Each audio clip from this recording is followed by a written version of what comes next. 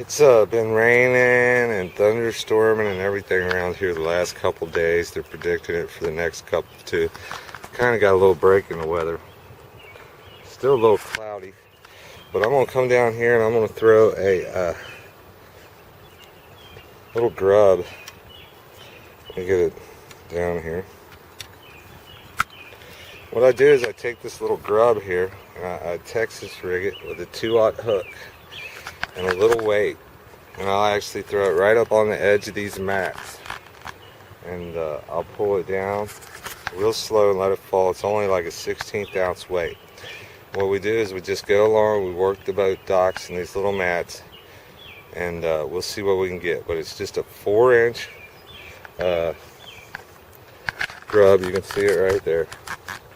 It's a watermelon chartreuse color, and it seems to work really well around these mats when the water's high. So we're going to give it a try and see what we come up with. I want you to watch this because all I'm doing is pitching it up against that grass there and working it out real slow, kind of swimming it across the top of the mat there.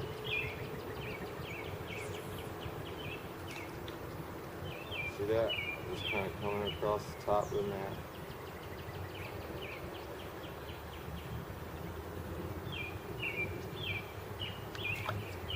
And I'll pick me another spot, and I'll just kind of flip it right up against that mat there.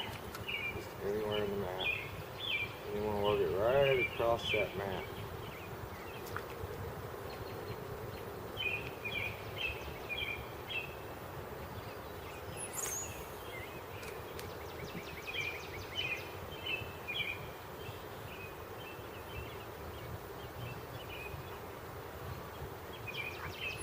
I'm going to try to show you what I'm doing right here.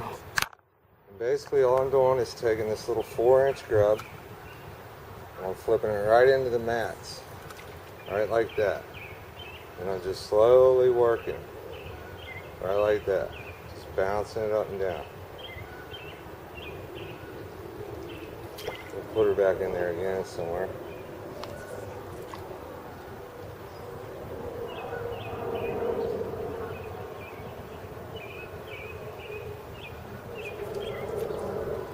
That's pretty much it. Over here will be another mat. We'll see what's over there. We'll just flip it right up in there. See that? And we're just going to swim that baby right through the top of that mat. Wherever you see a little hole, you just want to let it fall down in there. See that? We just got one right there. By letting it fall in the mats. Ugh.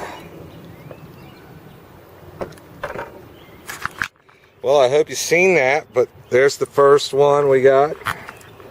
And just by flipping that into the top of the mats with that 4-inch grub and that light weight, and then you just let it fall in every little hole you see, and you'll come up with some bass. So we're going to go on down through here and see if we can't catch some more. Alright, we just got bass number 2. He's a little fella, but you know, it's still a lot of fun. Like I said, I'm a light line fisherman. We're only using 8-pound here. So, a little spinning rod. That's about all I ever use is light line. I don't think you really need the big line, and I'll explain that in a little while, but I'm going to get back to it and see if I can't catch a couple more.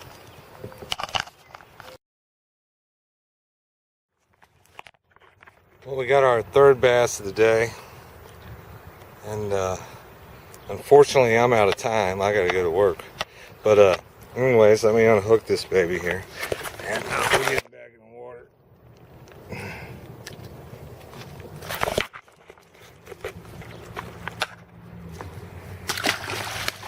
Haha.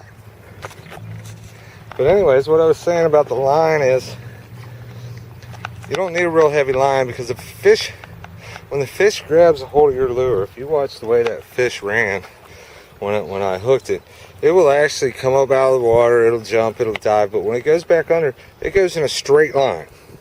It don't like go wrap itself around a limb, you know, or something like that. it'll go straight for so far. When you turn his head, he's going to come straight the way you turn his head. If you watch a video that I have on there, you'll see my boy catch like a, I don't know, 11.8 pound catfish.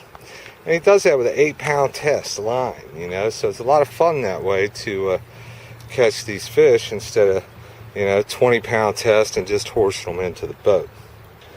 So that's my logic behind the light line. The fish is only going to run in a straight line.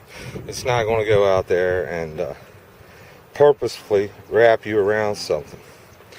So that's what we got there. And this little lure, we're using this little bitty weight here. It's like a 16th ounce weight. And I know a lot of people like to take the big 3/4 ounce weight and just punch that right into the mats.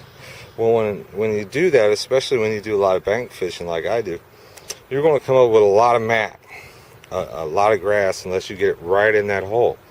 So what I like to do is take the little 4-inch grub, the 16th ounce weight, I'll throw it right up in the mat. And then you can work that to the hole, let it fall in the hole, and then you can work it back up the hole to the top of the mat and drag it across the top of the mat to the next hole. But it's very important that you watch your line the whole time you're doing this. A lot of times you're not even going to feel the fish. Your line is going to move a foot or two to the left, to the right, or it's going to come towards you slack. You really got to pay attention to your line.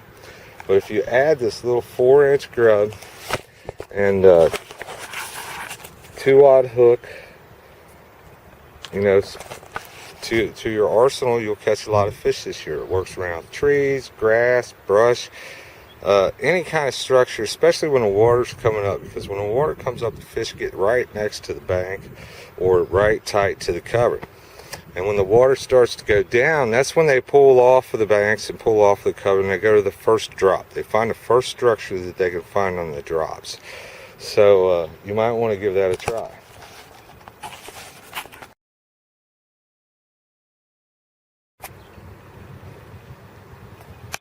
Fishing back to the house. Like I said, I ran out of time, but it's bass number 4. So we're going to head up to the house, but we're going to keep throwing it on the way back. So